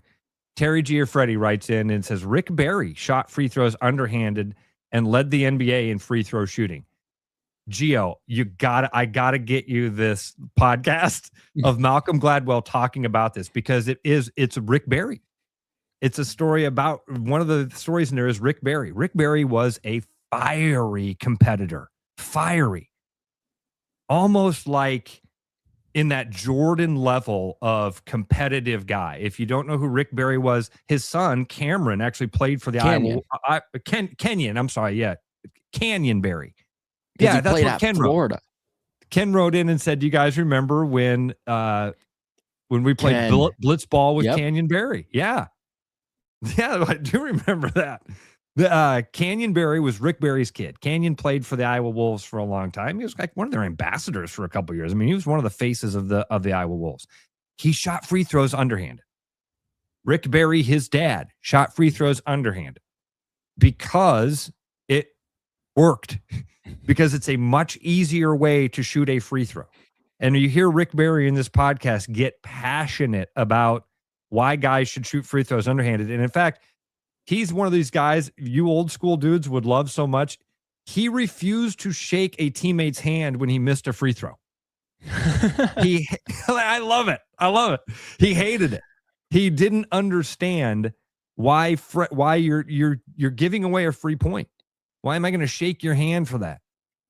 You don't get a high five. He was my dad would love that. Because every time we watch a game, he's like, why do they shake hands? He just missed. And then even when they make one, he's like, why are they shaking hands? He's just doing his job. You got to take all four guys. He's got to go through this whole routine. There's so much stuff like that in basketball I watch. I'm like, there is. The Rick Barry line, his dad taught him to shoot free throws underhanded. And he said, Dad, aren't people going to make fun of me? And he said, they'll never make fun of you for scoring. And so Rick Barry tells a story about being like in 6th or 7th grade, and he gets fouled. And for the first time, he's going to go to the free throw line and shoot granny style. And he does. And he shoots the first one and he makes it. And he claims he hears two guys in the audience, two dads. And one of them goes, did that kid just shoot underhand? And the other one goes, yeah, and he made it. And he thought, well, hell, they can't make fun of me for scoring. And he tried to convince all of his friends, hey, you guys should do it this way. They wouldn't. They don't make fun of you for scoring, but that becomes what you're known for. That was Canyon Barry. Every time Florida was on a big stage, it was all they talked about. That dude could put up 28 points, hit 13 threes or whatever. But if he went 2 of 2 at the free throw line and shot him granny style, they're like, well, look at this.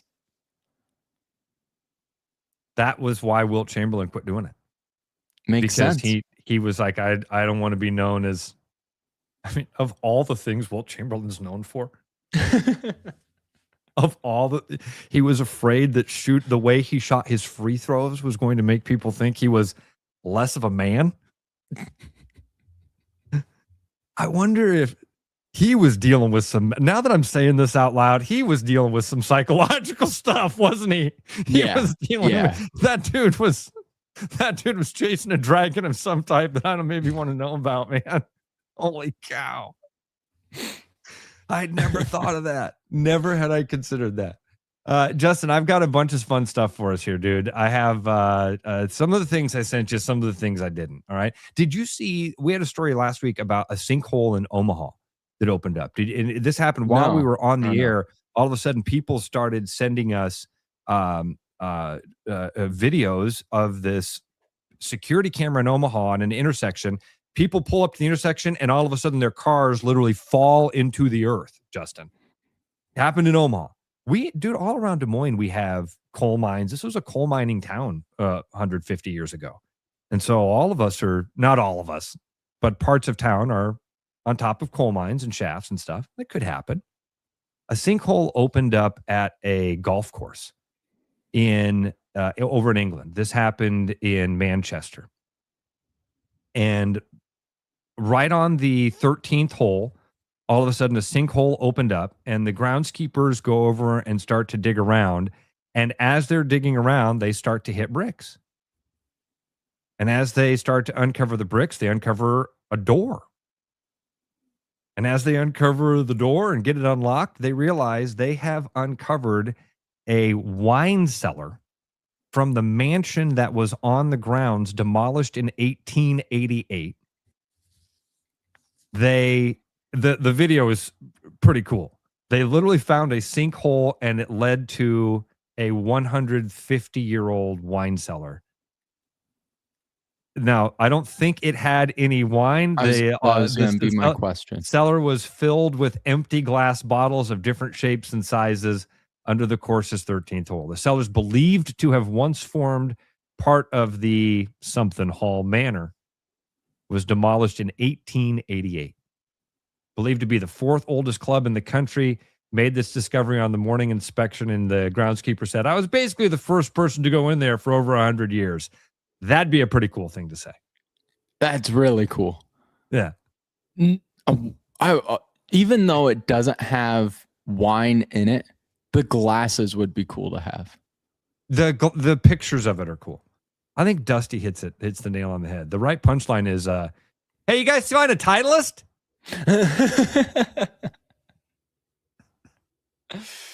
I'm telling Dusty, I'm with you. I would claim, hey, you guys remember when we played that course in Manchester and I shot a 137? Yeah, dude, on that 13th hole, remember we couldn't find my drive? It went in the wine cellar. I bet went in that sinkhole. That's what happened with that thing. In another 100 years, one's going to open a door and be like, what's this Pro V1 doing? Yeah. Is that a Pro V1? That's mine. That's mine. Wrap up the Tuesday morning next here on The Rush, therushradio.com. Justin Miller and me, Ross Peterson, if we keep our audio on. I'll make sure I'm not muted. Game on. Keep your edge with Body Armor Sports Drink. Bold flavors, electrolytes, and hydration that goes the distance. Grab Body Armor before the grind, during the game, and after the win. Body Armor Sports Drink. Hydration that's real and better for you. Pick up Body Armor Sports Drink on your next grocery store run or convenience store trip. This is Iowa Wolves basketball. Fast, loud, right on top of the action. Every play hits harder when you're in the building. Now it can hit even bigger. Win cash in a VIP Timberwolves trip from the Iowa Lottery. Play Cash Frenzy for your chance to win instantly. Didn't win?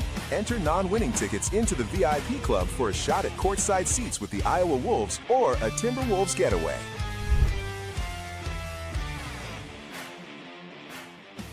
As winter turns to spring and the world comes alive again, one thing remains true. Potholes can really mess up your day. From busted tires to knocking your alignment out of whack, hitting a pothole can cause some serious damage. For the month of March, Land Rover Des Moines is offering 20% off a pothole special. Tire rotate, balance, and alignment package to keep you on the road. Give us a call or schedule online at LandRoverDesMoines.com.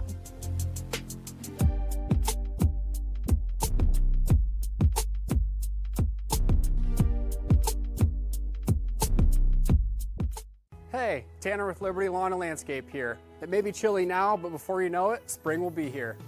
We are now booking for spring, so get a hold of us to schedule your next project today. Serving the Des Moines Metro, we specialize in a variety of services such as retaining walls, paver patios, edging and rocking, and much more. Now offering 3D renderings to show you exactly how your project will look before beginning. Liberty is proudly veteran-owned and ready to serve you today.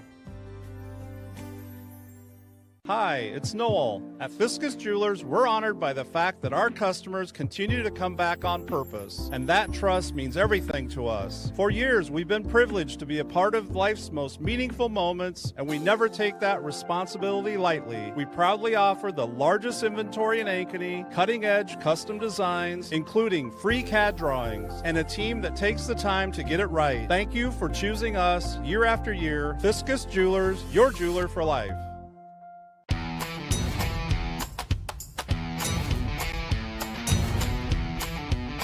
The largest selection of German beer in the world?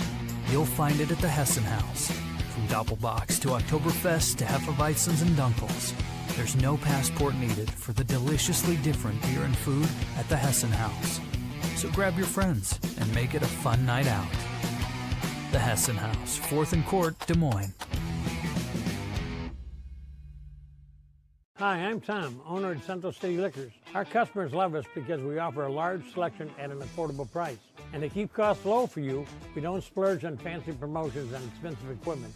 This commercial is being shot on a phone taped to a stick. Anyway, we are proud to announce our new rewards program that allows customers to save more the more they buy.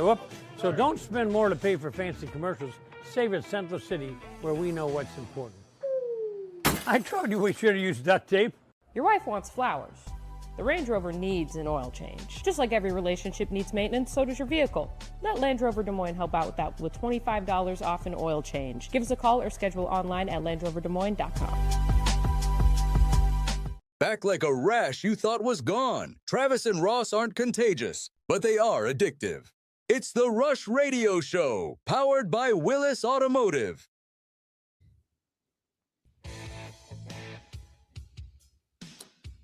And we're back. Wrapping up your Tuesday morning here on The Rush, therushradio.com. Travis checked in from Italy earlier. We recapped the Iowa State game. Tomorrow, we are going to have new Drake football coach, Matt Walker. Have you had a chance to meet Coach Walker yet? Very briefly, they had his introductory press conference right before the Drake UNI game. So got to meet him real briefly, ask a couple of questions, but very excited. I mean, again, Brian Harden has nailed hiring coaches at Drake. So yeah. I don't have any doubt that this one will be another good hire. I mean, it kind of feels like a little bit of a similar situation when you talk about he's spent several decades at one school or has had a long career at one school, which I think says a lot in this day and age. But it reminds me a lot of the different coaches that Coach Harden's hired. So anyway, we'll look forward to that. We're hoping for that for 7:30. Yeah. So about 24 hours from now, we'll have Coach Walker on from Drake football. Between now and then, Justin, I expect you. Like we were talking about the Yale thing earlier. So before we came on the show, I'm asking Justin, like, hey, the conspiracy theories, I love talking about it. It's part of my, it's entertainment only. Okay. And so I'm asking Justin, like, you paying attention? He's like, no, I'm starting a new job. I'm having nightmares about it already. I can't be doing it. Wasn't even about the new job. It was about you being mean to me. Yeah. Sorry about that. in your dream. But I ran some simple ones back because we were talking about some weird stuff in my brain. But dude, you've never heard of the Skull and Bones Society? That's a real thing in Yale. See, so I just want to give you some basics here. So if somebody at the new job is like, hey, Justin, how tuned in are you? You can at least fake it for a little while. Be like, oh yeah, I know about Bohemian Grove. Yeah, I'd never heard of that until this morning either. You'd never heard of Bohemian Grove? I just knew of. Man. Wait, now I'm drawing a blank on his name. Alex Jones. Jones. Yeah, That's the only dude I knew. Yeah, they're turning the frogs gay. Have you seen his rant that they put? The best one is the one about Magellan. Have you seen the one about Justin Bieber and Magellan? Oh my gosh, it is like it's the rant of all rants because he just starts off normal. And he's like, I just don't understand why society's always pushing people like Justin Bieber. I don't understand what's so fascinating about Justin Bieber. And he's like, kids, Magellan circumnavigated the world. He got back to Portugal. There were like 12 guys left of 200. He's like so mad. He's spitting with rage, talking about how people shouldn't pay attention to Justin Bieber. They should do Magellan instead. Anyway, I'll give you the groundwork. Anytime you want to know, let me know, man. I'll lead you right through it. Justin, have you ever been, I've never been snow skiing. Have you been snow skiing? No, I would try it though. I'd be really bad at it. I mean, I can barely hold my balance with just regular tennis shoes. And then I'm really bad at ice skating. And so I think skiing, I'd fall a bunch of times, but I'd try it. I'm too old to try it now. I would tear No, you're every. not. Dude, yes, I am. Yes, I No, you're am. fine. I'm never going to be on a snowboard. I'll never be on skis, and that's okay. I'm okay with all of this. I do enjoy a ski lift ride. Like if I'm at when they used to have that at Adventureland, you get in a little ski lift chair, Yep, and lifts you up and it takes you across the park, and I can do that at the fairgrounds still. Yep. There was a story out of Pennsylvania where a 5-year-old fell off a ski lift, fell 20 feet, didn't get hurt a lick. Okay. Now the story is interesting to me because as I'm reading through it, do you know the movie Mallrats? This is when you know Mallrats. Yep. And at one point the guy's yelling there, that kid is on the escalator again. Right? Remember that part of the recurring bit about the kid on the water on the escalator? Yeah. All right. It turns out that the original story was that a kid had been flown to the hospital after falling off the ski lift at this resort, and everybody was very worried about it. And right away they came back and said, hey, everything's fine. They just took him there for precautionary reasons, but he's good. And then the story reports that the family reports that the boy does have experience riding ski lifts. The guy, the Blue Knob mountain manager, was quoted as saying he'd been riding the chair all day long. He had family with him here as well, and he apparently rides the chairs wherever they go, and he knows how to ride them and utilize them. He's 5. They asked the boy to explain how he slipped out of the seat, and, quote, he said that his goggles came out of place on his helmet, and he reached around and spun around to put them back on, and in the process of doing so, slipped out of the chair. The young man was not hurt and said he's ready to come back skiing or ride the chairlift. 5 years old, just let the boy roll up and down the hill. I've never been on, I've never been on water skis. No, me either. I want to, though. Like, I want to try all those. My brother's done the water skiing. Says it's one of the hardest things, but fun.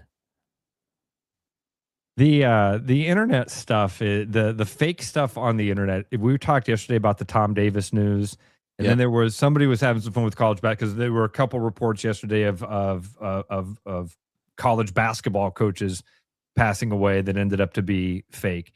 Remember yesterday at the end of the show we talked about that strange situation at USC, right? With their leading scorer Chad Baker-Mazara was basically left the game and then went to the locker room and came back out and sat in the fan, sat 3 rows back of the bench, which was very odd.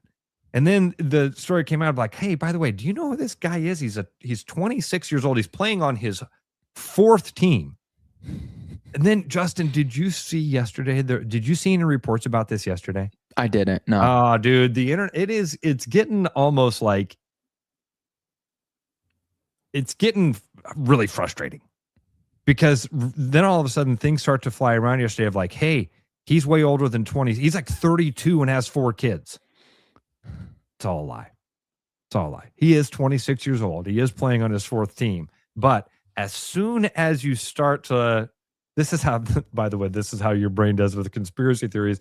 As soon as you start to find out some of the obscure is the wrong word. Some of this ridiculous stuff is true, like a 26-year-old playing on his 4th college team left the team to go sit in the 3rd row behind the bench.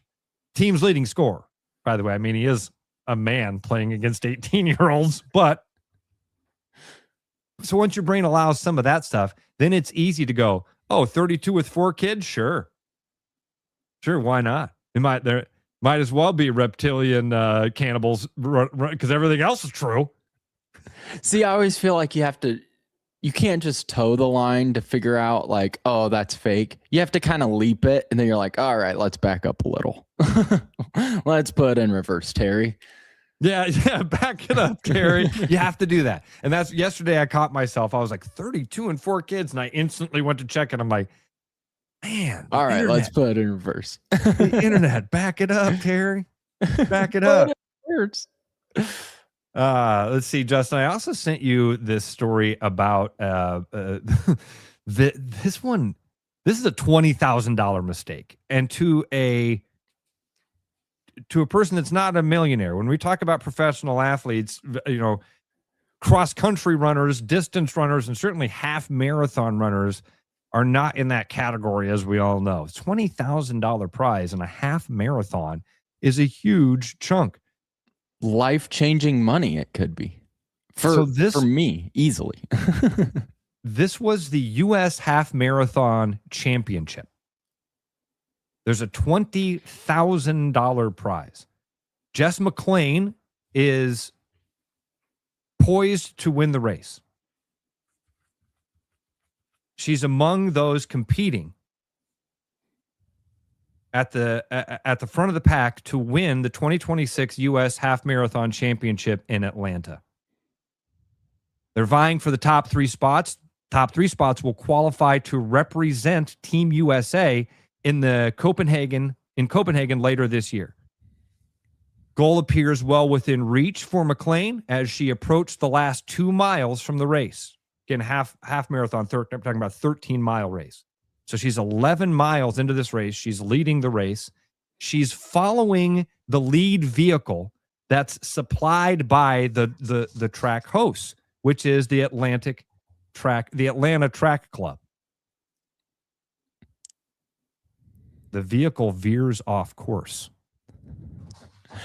Yeah, we'd like 2 double cheeseburgers, 1 large fry. What are you guys doing? Tyler said Magic City? Question mark. It's a different kind of finish line.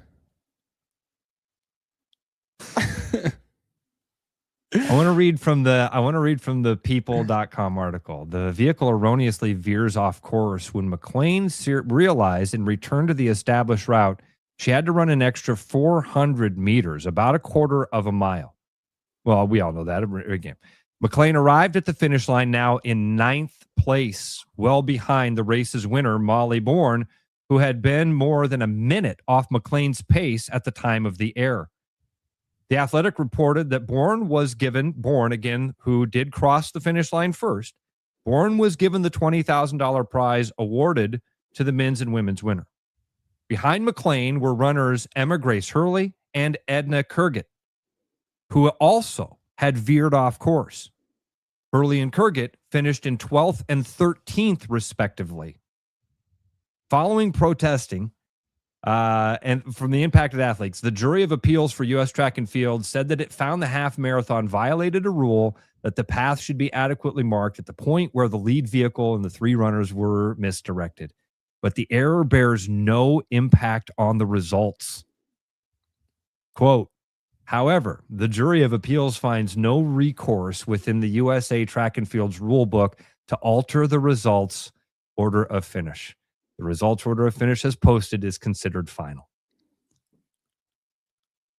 I mean, you got to give her something. I don't know if it's right to give her the full 20,000 because someone did win the race, stayed on course. I know it's the lead car's fault, but you got to do something for her. That's messed up. And this was a qualifying race to go represent the USA in Copenhagen in some international. I don't know it doesn't say what international games. It just says to represent the USA in Copenhagen later this year. So to track people, obviously they know exactly what this is. Everybody understands that a $20,000 prize for a half marathon that might be the biggest prize they race for. A cash prize, that might be one of the biggest prizes they race for all year long. And it's all because of the lead car's fault now that she doesn't. Maybe you don't give her 20,000, but does Team USA be like, hey, you get some sort of try exemption? Out, or I don't know. I don't know how you fit. I would have thought the decision would have been like you said, hey, you get the $20,000 cash prize, but the 3, I don't know. Can you do that? I don't know. I don't think you can. Can you take the people that finished 12th and 13th? Yeah, because then the people and say we're going to automatically make you second and third. Yeah, and then the people who actually finish second and third, or the people at like fourth and fifth, are like, whoa, wait. Justin, I don't care how bad you screw up these first couple weeks at your new job. I don't think anything will be this bad. I hope not. I hope, because if not, you'll probably be calling me, being like, "Hey, Ross, hey, you guys need social media help again? Can you get me John Walling's number again?" We need to get Coach Walling on this week. Seriously, because for a few reasons. I haven't talked to him forever. I need to. We talk to Coach Walling about anything, and everybody on this that listens to this show would be like, "That's an amazing dude."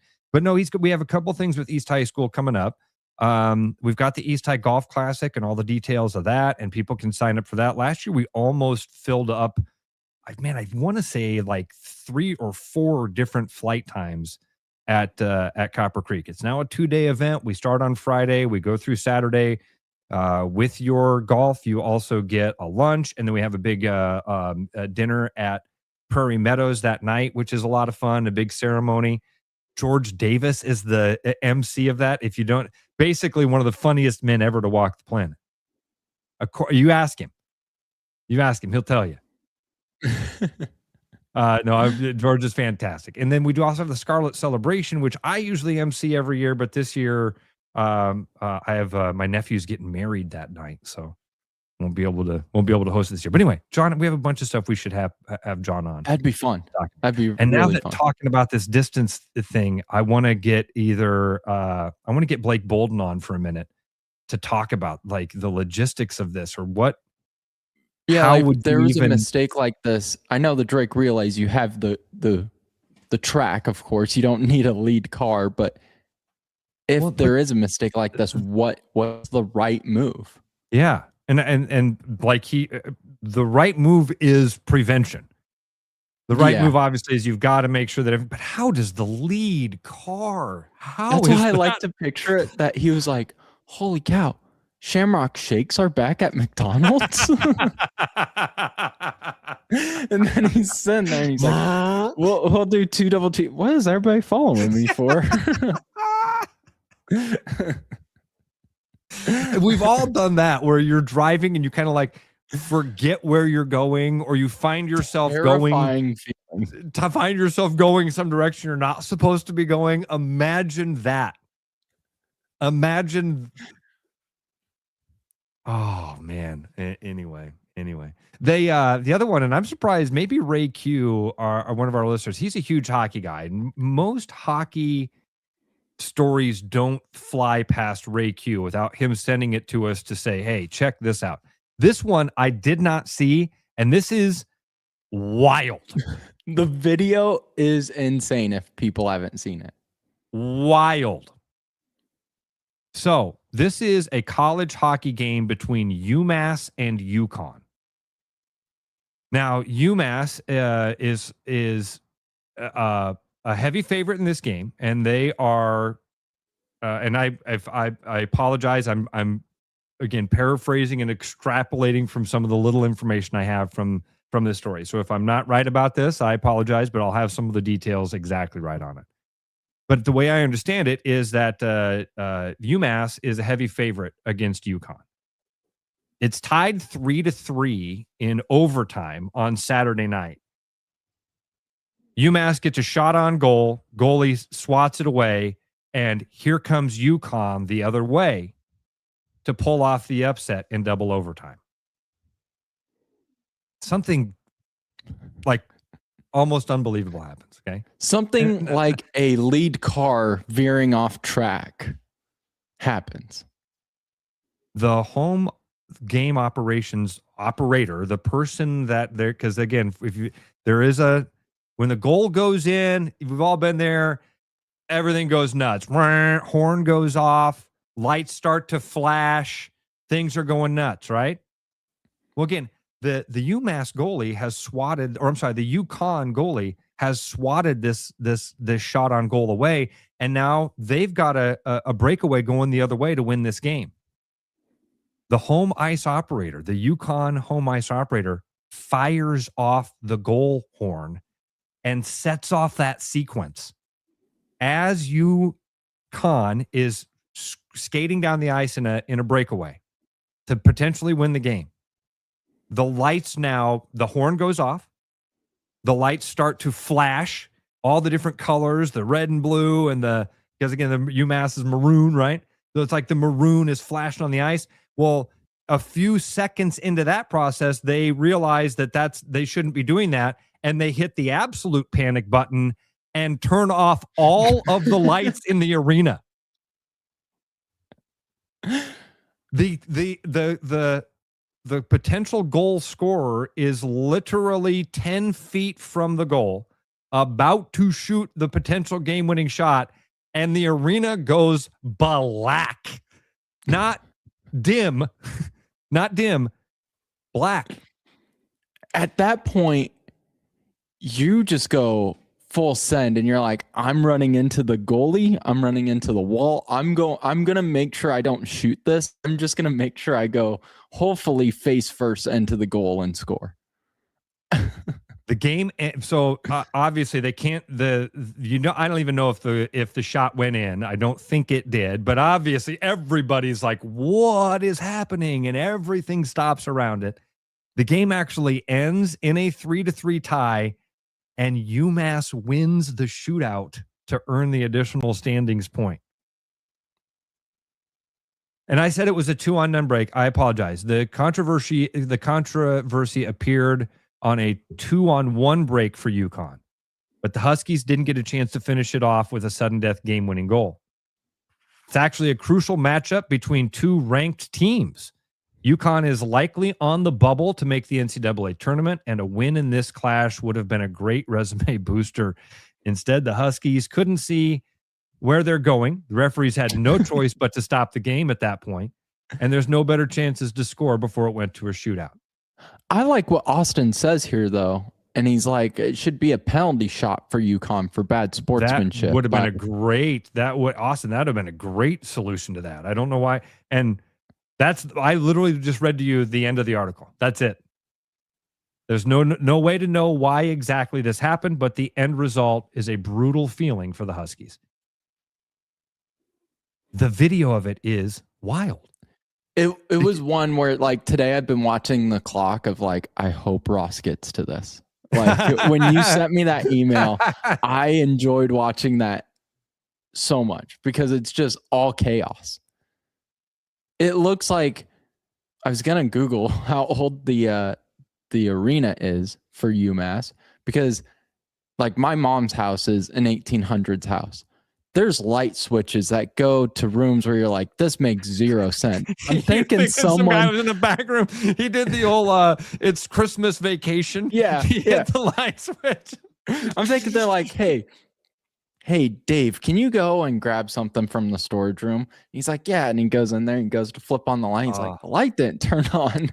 I just watched it again. And I'll be on again, one of those things where your memory kind of lies to you. They weren't quite as close to scoring as I remember. So there's the shot on goal. It's swatted away. They do hit the goal thing pretty quick. So you have the flashing lights.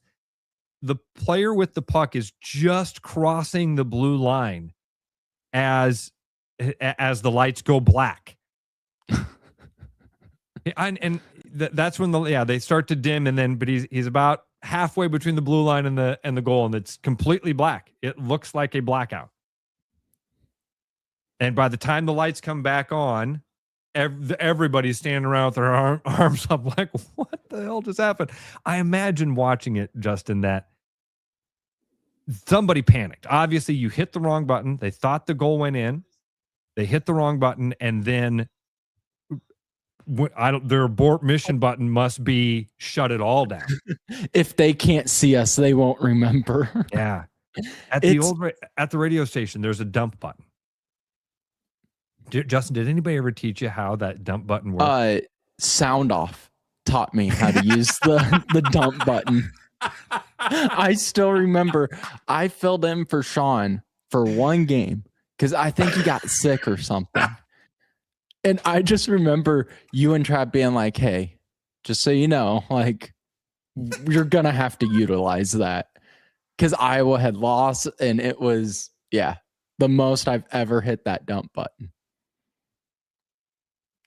Oh, But full circle. that's funny. It's back That's to my good. nightmare of like you're trying to fix something and you're hitting all the wrong buttons.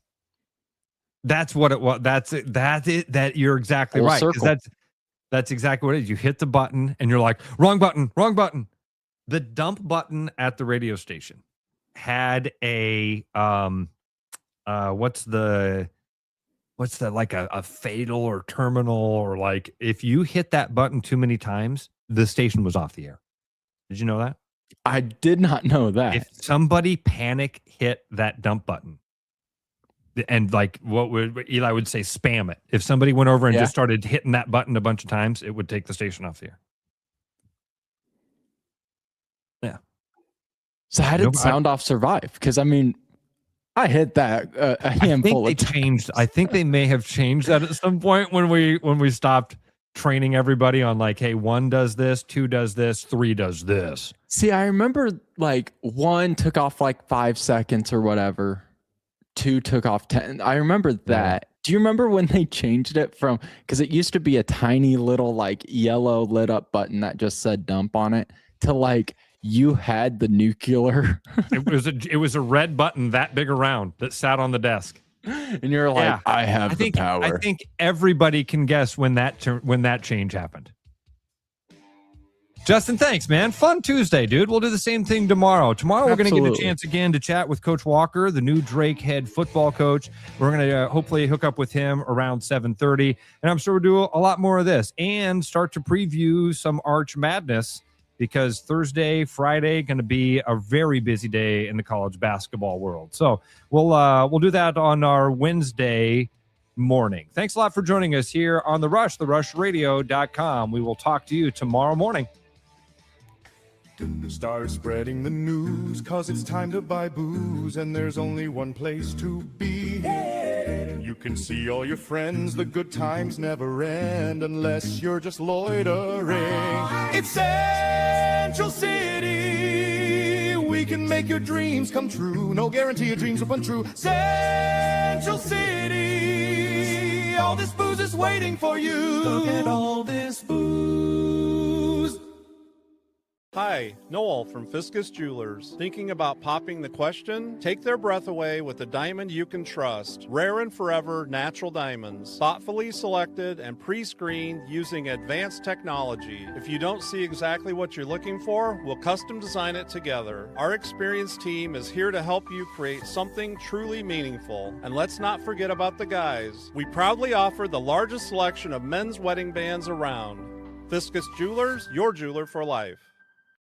As winter turns to spring and the world comes alive again, one thing remains true. Potholes can really mess up your day. From busted tires to knocking your alignment out of whack, hitting a pothole can cause some serious damage. For the month of March, Willis Volvo Cars is offering 20% off pothole special. This includes tire rotate, balance, and alignment package to keep you on the road. To get scheduled, give us a call or head online at willisvolvocars.com.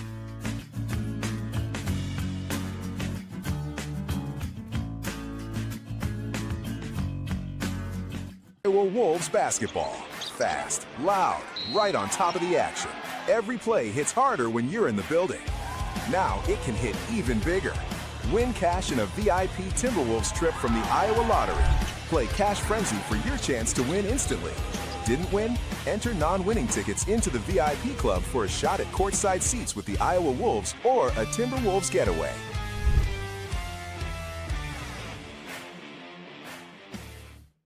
Game on, keep your edge with Body Armor Sports Drink. Bold flavors, electrolytes, and hydration that goes the distance. Grab Body Armor before the grind, during the game, and after the win. Body Armor Sports Drink. Hydration that's real and better for you. Pick up Body Armor Sports Drink on your next grocery store run or convenience store trip.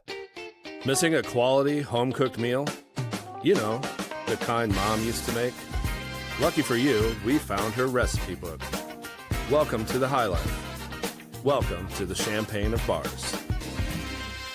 Back to The Rush. Strong opinions, weak filters, and just enough sense to stay on the air. It's The Rush Radio Show, powered by Willis Automotive.